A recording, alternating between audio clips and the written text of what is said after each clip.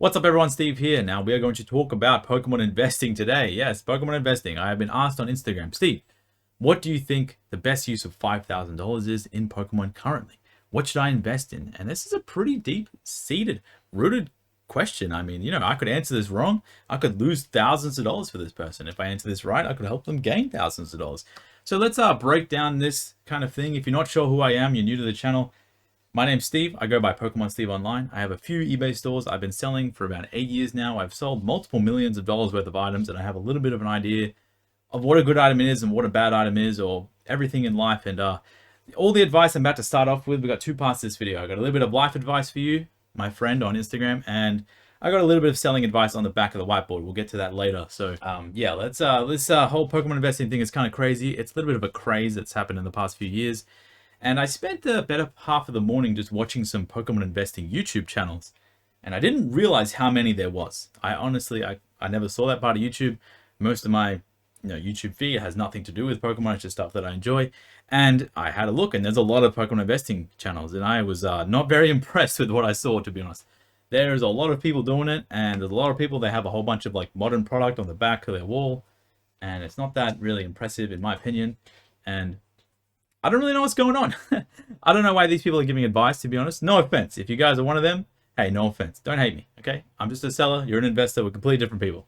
I have skill and I have knowledge, and you just hope for luck. It's completely different, right? No hard feelings, but I don't really know what's going on. I'd appreciate if you guys would stop making shitty videos and making people spend their money on Pokemon investments without teaching them anything or without showing any kind of background or any skill, because it's kind of annoying, in my opinion, and you're losing people money every day. So I'd appreciate if you would stop. But other than that, let's get into this. So first thing you guys want to do. So most of this video is going to be directed at the person I've been talking to on Instagram. It's kind of a little bit of a one-on-one video, but I'm going to post this up for everyone to see, and we're going to see how we go with this. So first things first, pay off all your bad debt. Before you even think about buying any Pokemon cards, Pokemon items, investing in them, get rid of any bad debt. That's credit cards, personal loans, car loans that maybe need a little bit finishing off. I don't really count car loans that much as bad debt, because you need a car to be able to get to work a lot of the time. So if you bought a car that you wanted to be reliable and it's a little bit more expensive than usual, yeah, you had to buy it to be able to get to work. Nothing wrong with that. I don't really think that's bad debt, but credit cards, personal loans, payday loans. Maybe you owe your family some money. Maybe you owe a friend some money. Maybe you got something on lay-by, or you bought a computer, 24 months finance, or whatever. I get it. It's your life. But how about let's dial it in a little bit. Let's pay off all that debt before we even think about investing into Pokemon, right? So second thing, reduce dumb expenses. You know what they are? Maybe you eat too much of a certain junk food. Maybe you eat out 5 nights a week. Maybe you want to reduce that to 2 nights a week. Maybe you get lunch every day at work. Maybe you want to get lunch 2 times a week.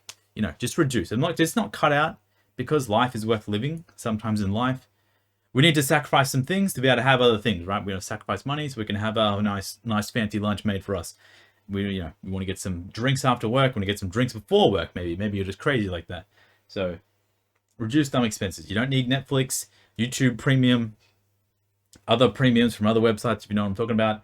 You don't need all this stuff together. You don't need to have YouTube subscriptions, Twitch subscriptions, all these other things. You don't need to subscribe to me. It's not necessary. Reduce all that stuff. Get rid of that stuff, please. I don't care. YouTube actually pays quite a lot of money. I didn't actually realize it, to be honest. There's a lot of YouTubers, they kind of act like they get nothing out of it all the time in the videos I watch. And even me, I got like 60,000 views last month, which is actually nuts. I don't understand how so many people want to watch my videos, but I think I earned around like $800 in like the YouTube partner program, and then what is it called? The eBay partner program, where it's like the affiliate link. So $800 Australian in total from me earning from YouTube and online, plus all the benefits I get from people seeing me and seeing my store and everything like that. That's in the thousands of dollars as well. So thank you for all that if you do support my stores. But please cancel subscriptions. Any YouTubers, they're charging $5, $3, $10 a month. Just cancel that stuff, because they have more than enough. You can just honestly, they have way more than they need. So reduce those dumb expenses. All right, next, stop doing dumb shit. You know what I mean. Come on, you know what I mean. If you can sit there and be like, okay, yeah, Steve, I'll stop doing dumb shit. If you have a car that you're constantly pouring money into and you're getting to 23, 24, 25 years old, you're getting older, okay? Snap out of it. Be an adult, okay? Reduce that shit. I get it. I've had cars my whole life. I've poured money into cars my whole life. It has literally destroyed my life, my whole life. Before I started being smarter around 4 or 5 years ago, taking control of my life, being a little bit smarter with my money, putting more hours in, getting my head down and trying to get as far ahead as possible as I possibly could. So you know what I'm talking about when it comes to dumb shit. You don't need to go out every weekend. You don't even go out every second weekend. You don't need to buy food every night. You can make dinner every once in a while, okay? It'll be fine. Avoid stupid people. This is another thing that's going to hurt some people's feelings. Maybe you got some friends that are complete dumbasses and they just have no enthusiasm for life. They don't feel like growing. They're just happy to be where they are for the rest of their lives. That's perfectly fine for people to be like that. It's not fine to be like that and then to complain like a baby all the time about how your life sucks. So try to cut those people out. You know, I say stupid people, it's a little bit mean, it's a little bit rude, but this is a serious subject. $5,000 is a lot of money, and it could be 5, it could be 50, it could be 500,000 of how much you want to invest in anything. This stuff is really important to do before you even think about doing any of that. I know most of you guys are around my age, 24 to 35. That's most of the people that watch me. So if I went through all this and I did all this, I can highly, what's the word? I'm not very smart with my words. What's the word? I can highly imagine. That's not a word, right? I can imagine that we are all going through the same things. And if this happened to me, it's pretty much happening to you. Sell something. Yeah, that's crazy. Imagine you want to invest in Pokemon cards, but you've never actually sold an item before. I mean, that's, you know, some people, they buy and buy and buy, like I'm investing, and they've never actually sold anything before. They don't understand fees. They don't understand anything like that. I have a whole bunch of guides on eBay and stuff like that if you want to set that stuff up. Links are probably down there somewhere, but otherwise, actually sell something somewhere to someone. It's not as easy as it looks just to put an item up for sale and it just sells. There's a whole bunch of things that go into it. You might put something up, the item might be $150. You might put it up for $149. You just undercut and yours is the lowest. You wake up the next morning, someone has a 148, another guy has 147, another guy has 146. And you're like, oh my God, I want to sell my item. What's going on? I bought this as a good investment. I tried to sell it, but everyone's undercutting me. Yeah. It's not great. So selling something, understanding how it works, understanding fees, actually going to the post office and taking responsibility for an item to get to someone. Oh man, these hiccups are really bad. I think I might, I need a lung replacement or something. I don't know what's, yeah. So actually sell something, get used to the art of selling things. And now let's go on to the next part of this video. Sorry if I'm talking too fast in this video. I'm trying to get through this because I want to eat some dinner because I'm hungry, right? So are you investing or are you collecting? This is really bad. Oh, how about move it there? Can you see that? Yeah, there you go. All right. Let's talk about the mistakes you're going to make, right? Are you investing or are you collecting? Some people are like, I'm investing, but they're just buying a whole bunch of stuff that they like. It's not really investing. You're just collecting at that point. And if it goes up, you just got lucky, right? No real skill involved there. So mistakes you will make when it comes to buying and selling or buying items that you think are going to go up in value, right? The first one is you're going to buy a bad item. It's going to happen to everyone. It's going to happen to you. It happens to me every day. Happens to me almost on 20 to 30% of my purchases. And then I just learn to break even, get rid of them, understand, get some knowledge out of it. And it's just how it is. You're going to buy bad items. It's going to happen to you all the time. You get caught in the hype. Let's say people who want to buy the new Van Gogh promo. I'm going to talk a whole bunch about that card here because it's pretty much of a pinnacle of the things I'm trying to describe. We'll get into that later. But you get caught in, you buy that card at 300 it first comes out. You buy PSA 10 at 1,000. Now it's 600. Now it's 500. Now the raw card's $80. You're caught in the hype. You thought it was going to be good, but you bought a bad item and you got caught in the hype. They connected together. That's crazy. You get stuck in checking the price every day. You bought the Van Gogh Pikachu and you're so stressed, you waste time searching it up every day. Checking Facebook groups, checking Instagram groups, checking eBay solds, making sure, did I get a good deal? Did I get a good deal? You're wasting your damn time with that kind of stuff. Selling too soon. You get your Van Gogh promos, you bought them at 150, and then you're like, oh man, the price is 170, the price is 180, oh, price is 160, you sold it too soon. You put it online, you lose like $20. It was a bad item. You got caught in the hype. Everything sell too soon. It's going to happen to you. I don't know how many things I had to sell too soon in my life to learn lessons again and again and again. But that's what life's about. It's consistently performing little things to get you a little bit more ahead. That's all it is about. Sometimes you learn. Learning is way more important, in my opinion. Learning this stuff, getting caught in the hype, checking the price every day. Learning that's not a good and healthy thing to do. But eventually, you will get a good item. Eventually, you'll be able to find an item that's not caught in the hype, and that you have a look at it and you're like, okay, I think this item should be maybe a little bit more expensive because of these reasons. And then you learn what a good item looks like. You don't check the price every day because the item you're buying maybe isn't some hype item that sells 100 times a day. Maybe it only sells once a week. Maybe it only sells twice a month. It's you learn these things and you don't sell too soon. What's an item? All right. There's a few things I don't really want to pull out the most like popular item. I'll just put it out. Right? What is this? This bad boy right here. Eevee Heroes booster box. In English, Evolving Skies booster box. How many people own these? How many people have sold these? Do they sell too soon? They get caught in the hype? Did people pay $1,000 for that box, or now it's down to $500, $600, and people bought it for $80 and they sold it $200? Who is better? Who is worse? Sold too soon or bought too high? Got caught in the hype? It happens every day with every item. With every good item, there's someone on the other side that lost a little bit of money, and someone on this side that gained a whole bunch of money. So let's just talk about that for a second. Looking into the past. Sometimes we cannot use the past as like an indicator of what's going to happen. Everyone goes, Charizards are great. Charizard's always been expensive. Oh, Blastoise, he's one of the first starters. He's really good. He's really good when the base set Blastoise is really expensive. Why wouldn't this new Blastoise be really expensive? Sometimes we can't always look into the past for a little bit of information and a bit of inspiration, because it's not how it is. The last few years have been absolutely crazy. They've been disgusting, to be honest, the last few years. And it's sometimes we can't look into the past for things to get the same sort of information. Things are changing every 2, 3, 6 months, and the past doesn't really help you that much. And this one here is a big one. Wasting money on fees. So let's say you're a buyer, you're looking to buy some items to invest in, and you don't really know how to purchase items properly. You're always looking on like the most expensive ways. You're going on eBay, you're only buying on eBay. You're not like using ways to get around fees and messaging people kind of off eBay, going to like stores directly, not price checking hard enough. You just buy the first thing you see and you just waste money on state taxes and eBay fees and all this other stuff. And it can get pretty bad because, that eBay fee, usually when you pay it or when you sell it on eBay, sometimes that's all the margin you got. So that happens to everyone. Sometimes we waste a lot of money on fees. We don't calculate it. We put our ad rates too high. We don't understand it fully. That's going to happen to you, but I truly believe over time, you learn from it and you get better. All right. Now that all that stuff's gone, all that stuff about advice, I'm over that crap. Let's get into actually Pokemon investing. And I always say it with a little bit of a attached, because I'm not a Pokemon investor. I'm a buyer and seller. I'm a collector. I really enjoy this stuff. My main goal, and I've said this a million times. Sorry, I had to cut there. This thing was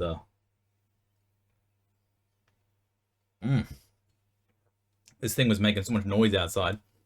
Throwing me off, aren't you? Why are you making so much noise? Anyway, where was I? Yes, right. I'm a buyer. I'm a seller. I'm a collector. My main goal is to get as much stuff as possible and to increase my position. We'll get into that in a bit, but I'll try and explain what I mean by that. And that means, what does that say? Say boobs? Can you guys read that? You can't. Kim wrote boobs on my thing. I don't know what she's doing. How to achieve value. That's what we've written here. And this is a tricky one because, that's all we really want, right? If you're investing, you're trying to buy something for $100 and you're hoping it'll be $150. You're hoping it's going to hit $200. I mean, that's a big increase, but you're trying to achieve value out of the item, get more out of it than you put in. You're trying to achieve value. What we got to do that is we got to understand demand. And this comes from selling. And a lot of the things I want to talk about right now is about understanding demand and actually trying to sell the items you're trying to invest in. So, I'm going to use another thing here. This bad boy right here. What is this? Pokemon Go booster box.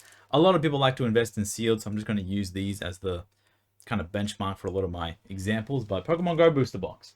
These are something that I'm trying to get more into. I'm trying to get more into booster box selling, as I have kind of ignored it the last few years. And I really just enjoy cards, but I have a little bit of spare money. Maybe I can go into a little bit of sealed and try to understand how to buy and sell sealed product. So when we talk about investing or how to gain value, all this other stuff, in my opinion, this is how I believe it is achieved. And this is how I believe it is the best way possible. I simply do not think sitting on an item for 3 years, 5 years, 10 years, however long you want to do. Most of these people haven't even been in Pokemon for 3, 5, 10 years, and they want to think about investing and keeping something for 3, 5, 10 years. It's honestly blowing my mind. And then they're giving advice on it at the same time. It's honestly like, what the hell is going on? So, in my opinion, here's how I think is the best. This is what I do, and I think it's the best because I wouldn't do what I don't think is the best. If I thought it was the best and I didn't do it, that'd be really stupid, right? This is what I do. Maybe Pokemon Go sealed boxes. Maybe I can buy a case of those. I look at the cheapest price I can find in the whole world of someone selling a case of those boxes, and I'll buy it and I'll split it into 20 individual boxes. I think that's how you get 20 in a case of Pokemon Go.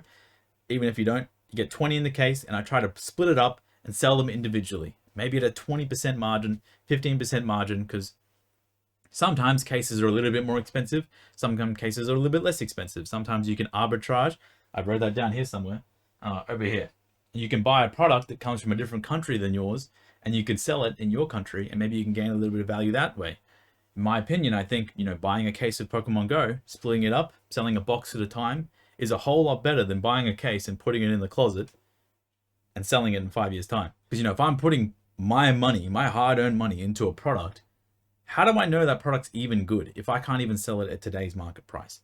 So if I buy a case for $2,000, let's just assume I buy the case for $2,000, and the boxes are $100 each to sell individually, that doesn't seem like the best deal ever. But if I look up and the boxes sell for $115, $120, and the case is $2,000, then I think to myself, okay, there's a little bit of stuff going here. That's not too bad. So I buy the case at $2,000. I sell a few boxes at $120, right? I list the first like 5, $120 each. And I go, okay, maybe they sell. I can get an idea of demand. That's what I said, understanding demand. There's no reason to buy 200, 300, 500 boxes of Pokemon Go if there's not like this crazy demand for it. Even now, a few years later, like what's the point? Why would I buy that? You have to kind of understand the product that you're trying to invest in when we're really talking about that. So let's just say you buy a case, you sell the first 5 at $120. Maybe you raise the price to $123, $124, $125. Remember, when it comes to investing, gaining value, it's a little bit at a time. You just get a little bit better on every item you make. It's not about getting a $100 item and flipping it for $200 straight away. Getting a $200 item, flipping it for $400. It's not that easy. Doesn't happen that often. If you get lucky, sure. But we're not talking about luck here. We're talking about gaining a little bit of value on a whole bunch of different things over time. And now I know you go, Steve, I don't want to sell Pokemon cards like you do. Steve, I don't want to sit there and list my cards on eBay like you do. I get it. It's time consuming. It's annoying. It's boring, and it's not very fun. It's not glamorous. But if you're investing in Pokemon cards, aren't you going to do that anyway in the future? Don't you plan to sell it eventually? Unless you're just going to dump it off to someone at like 10% market rate. Don't you plan on like doing that eventually, listing your items for sale and selling them? Is there no problem with like doing that now and maybe like getting a little bit better at it, understanding, maybe getting cheaper supplies from somewhere, cheaper shipping supplies, cheaper all these things, and building a good seller account so people actually trust you to spend their hard-earned money with you? Isn't it better to start that now rather than just like buying some sale product and putting it on a shelf and you don't even know if people even want to buy it at today's market rate? Maybe people have it listed, but how often does it actually sell?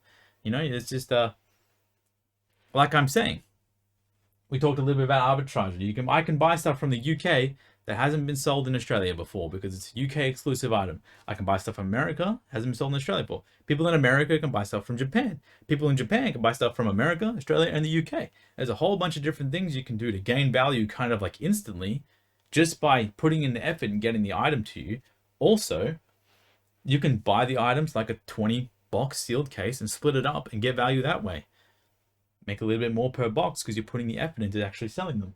So when we talk about building a position, that's kind of what I'm referencing, right? It's harder to explain, but buy an item, you get 20 of them, you spend $2,000, you sell them all, you end up with $2,500, $2,400. Usually it's not that much profit, like 20%, that's quite a lot, but even if you get 10% and you end up with 22 boxes, you can buy 22 more boxes from selling 20. You sell those 22, maybe you can get 24. Sell those 24, maybe you can get to 26. It's a slow process, but it's just building inventory and building a position over time. Yeah, it takes effort, but nothing's free. Trust me, these people that just sit their stuff in the closet, in the shelf, in the garage, in their storage lockers forever, yeah, maybe if they get lucky, 1 in every 100 products, but they don't understand. I don't know what word that was. They don't understand the demand. They don't understand the demand. That's a tongue twister. They don't understand the demand of the own items they're actually buying. They're buying into the hype. They see other people buy it. They follow these shitty investment channels on YouTube. Sorry if that offends you. Actually, I'm not really sorry because they really suck. But you gotta understand, this is serious stuff, and actually understanding the products that you're trying to buy, and then you're getting more of the stuff. Maybe you notice you buy something that's really, really popular. Like, what did I buy recently? It's really popular. I mean, I had this one, Ruler of the Black Flame Charizard EX. I had some full arts. No one else had them in the world graded PSA 10. That's another thing we get into, building value. And I bought like, 20 full arts, graded them all PSA 10. I priced them with the grading, plus the card. I put $40 extra on top because I noticed no one else had them graded for sale. I sold all 40 in about 3 days. I mean, all 20 of the cards for about 3 days. I made $40 a card. So it took me around, it was a 2-month experience, 20 cards plus grading. I had $40 each. I got $800 of value. Now I have the initial purchase price of $20, about $30 a card. And, 20 cards, $30 a card. They cost me, it was $600 to start off with. Now I'm at $1,400. Those cards are pretty much the same price, if not a little bit less, because the set only just came out. I can go buy a whole bunch more and build like a pretty decent position. How much is that? What is that? I can buy maybe like 45 copies of that card. I started with 20, put a little bit more money into grading them, and I put the effort into selling them, and I understood the market, put a decent price in, put an okay margin on. I was pretty happy with the outcome. I sold a whole bunch of them. I can go from 20 cards to 45 cards. There's people that buy those cards, grade them, and then put them in the shelf and wait for them to go up in price. I mean, it's just like, what do you don't even know if it's a good card to keep because you don't know if it's going up in price. I know that card's popular because I sold 20 in about 3 days. I might consider buying another 20, just doing the same thing. It'll probably change in a few months' time, but maybe in 6 or 9 months' time, I'll buy another 20. Like, hey, I remember I bought that card. I got a little bit of knowledge because I actually sold the item rather than just chucking it on the shelf like a investor. So that's also when I say staying connected. This kind of forces you to stay connected when you're building your positions. You're actively in the market. You're selling things. You're trying a little bit harder. This doesn't have anything to do with building a big store. This doesn't have anything to do with having a 10,000 item store, 20,000 items listed, managing stuff, spending 8 hours a day. This is like one product to start off with, and then you go with 2, and then you go with 3. But they're easy, manageable products that you have multiples of. It's not very hard. You might spend 20 minutes a day on this, but why wouldn't you put money into something that you're looking to grow a little bit of value out of? I don't understand, unless you don't want to win. You don't want to win? I don't know. So this one here, it forces you to research. Now, I set up the top here, investing or collecting. And then I said, are you investing or actually collecting? You're just buying stuff that you like and calling it investing. But if you actually buy the stuff you like, and then you can understand the demand of the stuff you like, it gets you way into it more. You're so much more willing to do research. Like, with these plushies I got, let me show, what is this? There's a cute one here. I love these things. I fucking love these things. Look at this. Look at this thing on my face. This is a Victini poncho plush. I love this thing so much. Like, I actually love these poncho plushes so much. And I'm sitting there thinking, okay, Steve, you got some spare time. You got all your PSA cards back. You're just listing singles every day now because you have nothing else better to do with your life. I'm looking at my plush and I'm going, why don't I increase the amount of plush that I have through selling them? So I went and put all my plush up for sale. I've sold a whole bunch already. And it's great. And now with the money I get from selling the plush, I can put the effort in. That's a 10-year-old plush, that Victini plush. 10, maybe 7 years old in the Victini plush. But there's a demand for it. I sold one pretty fast. I sold a few other ones, a Alolan, Vulpix, some Charizard ones. And I was like, okay, they actually sell quite well. I'm going to go look for some more. But like sometimes it's not perfect. Sometimes you need to find certain items that fit your criteria. Maybe it's not worth buying the same things that I just sold. I can use that money to buy other things that are very similar to what I just sold to try and get more knowledge. Try and build more of a position. Maybe I don't need to have 20 of the same plush, but my overall plush position needs to just grow over time. They don't sell anymore from Pokemon centers and all this other stuff. Sorry, I had a doorbell ring. Lost my train of thought a little bit there, but it's not all about buying the exact same item every time. Sometimes you can just move into very similar items. See what they're like. There's people who want to buy stuff all over the world. They don't want to put the effort into searching in all these nooks and crannies. And, I know I mostly sell Japanese and rarer stuff and stuff here and there. But it's the same thing for English. It's been the same thing for every Pokemon item. It's not even have to be just Pokemon. It can be literally anything. People don't want to go into garage sales. People don't want to go on Facebook groups and find little niche things. They don't want to make posts and do these things and look up people on Instagram and message people and do all this effort, break down collections, everything like that. People don't want to do that. People want to just go on eBay, buy the thing they like with their hard-earned money. They're not interested in this whole investing crap. I'm not talking about you in particular. I'm just talking about people who want to buy off you. They don't want to put in all that crazy amounts of effort, buy a sealed case, break it down to get one box, sell the rest. They want to just buy their item, get it the easy way. So you were just offering that service to them by buying them, building your position, offering it to people, and then you're trying to make a little bit in between for all your hard work. So I'm not really sure what else too much to talk about, but this is just I don't mind the questions of, Steve, what should I buy with $5,000? Because I'm flattered, right? I'm flattered that you think that I know what the hell's going on, but in reality, $5,000 buys you a lot more than you can think in this day and age. There's a lot of expensive Pokemon items that are way more than $5,000. I have a lot more items that are worth more than $5,000 that I would care to admit. But no one starts with expensive items. I started selling $5 items to start off with. I remember my eBay store in 2016. I had around 1,500 items listed. My most expensive item was like $13.90. It was like a played base set Blastoise. Like, it's not... This isn't a thing where everyone starts with really, really expensive items. It's just you start small, you build a position. You sell more stuff, you build a position. You don't have to break down binders and sell $1 singles like I do. But if you're looking at buying something as an investment, whatever you want to buy, there can be anything. You can buy modern Japanese, you can buy modern English, you can buy whatever you feel like buying. I don't care whatever you want to buy. It's your decision to make. But if you do want to buy something, actually see what the demand is. Don't just look it up and research it, check sold listings, ask your friends everything. Physically yourself, go online, buy the items, find, the best deal you can. Try not to buy it on eBay and then sell it on eBay because you're going to get destroyed. You'll never make money that way. Try and find weird little Facebook groups and bail someone out because they need money because they didn't follow the advice at the front. For every one person that follows this advice, there's going to be 99 people that doesn't. With the advice that I talked about at the start of the video, where they don't reduce their expenses, they don't try to increase the amount of money they currently have and not stop wasting money on their life because they have no self-control. They just want to be, slobs for the rest of their life and not be awesome and sit there by themselves and not do anything with their time. I don't know what I meant by that, but I'm just dawdling on right now. It's a heated conversation because the investing thing is, I hate the idea of people wasting their money based on someone who's not experienced and giving them advice. So buy the items for yourself, actually see if they have demand, and then put a little bit more in. Actually see if there's demand, put a little bit more in. Buy some more items, actually see if there's demand, turn 1 into 2 if you can, but turn 2 into 3 if you can. Turn 10 into 11. It's a slow game, but getting knowledge is worth more than any profit in the world, and that's pretty much all I have to talk about. Let me know if you liked or disliked this video. Personally, I have my plush, they keep me happy, so if you say something mean, I'm never going to get upset. My name's Steve. Hope you enjoy the video and have a great day.